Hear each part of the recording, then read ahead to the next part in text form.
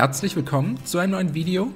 Heute zeige ich euch ein einfaches Rezept für leckere Osterzopfbrötchen gefüllt mit Schokolade. Dafür bereiten wir zunächst die Schokoladenfüllung vor. 120 Gramm Zartbitterschokolade mit einem Messer grob in Stücke schneiden. Wenn das erledigt ist, einen kleinen Topf aufsetzen, 80 Milliliter Sahne hineingießen, die Sahne erhitzen, zum Kochen bringen und dann direkt vom Herd ziehen, über die gehackte Schokolade gießen und mit einem Löffel verrühren, bis die Schokolade komplett geschmolzen ist.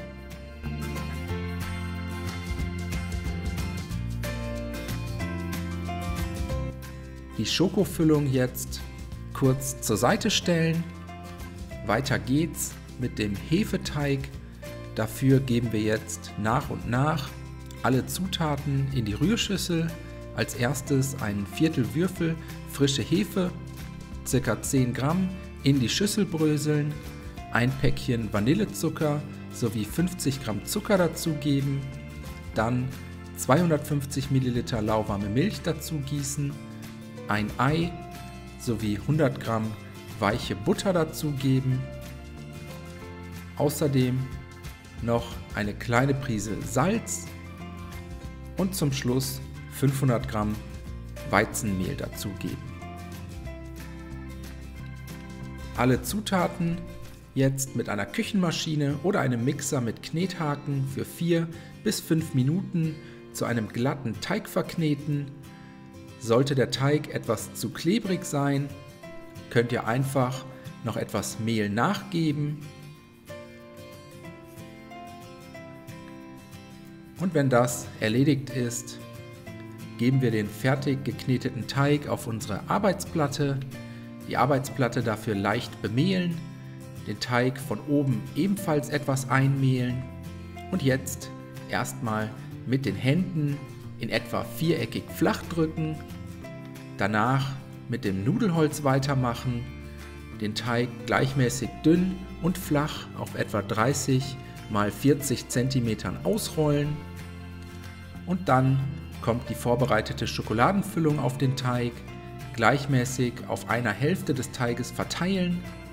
Alternativ könnte man hier natürlich auch Haselnusscreme oder Marmelade verwenden. Wenn das erledigt ist, die noch freie Teighälfte einmal umschlagen, sodass die Schokoladenfüllung zwischen den beiden Teighälften liegt. Und danach den ganzen Teig mit einem Messer oder einem Pizzaschneider in 10 bis 12 Streifen schneiden. Die gefüllten Teigstreifen anschließend zu kleinen Zopfbrötchen formen, dafür als erstes die Enden der Teigstreifen ein paar Mal gegeneinander drehen, dann einmal zu einem Knoten formen und die beiden Enden unter dem Brötchen verstecken. Alle Teigstreifen nacheinander auf diese Weise verknoten und dann mit reichlich Abstand zueinander auf 2 mit Backpapier ausgelegte Backbleche setzen, mit einem Küchentuch abdecken und für mindestens 45 Minuten an einem warmen Ort ruhen lassen, bis sich das Teigvolumen deutlich vergrößert hat. So sollten die Brötchen nach der Ruhezeit in etwa aussehen. Jetzt alle Zopfbrötchen noch mit etwas verquirltem Eigelb einstreichen, außerdem ein paar gestiftete Mandeln oben drüber streuen. Alternativ könntet ihr hier auch gehackte Haselnüsse oder Hagelzucker verwenden und so gehen die Brötchen dann bei 180 Grad Umluft oder 200 Grad Ober- und Unterhitze für ca. 20 Minuten in den vorgeheizten Backofen, bis die Brötchen eine schöne goldbraune Farbe angenommen haben. Die fertigen Osterzopfbrötchen dann aus dem Ofen holen. So sehen sie dann aus, goldbraun gebacken und schön aufgegangen.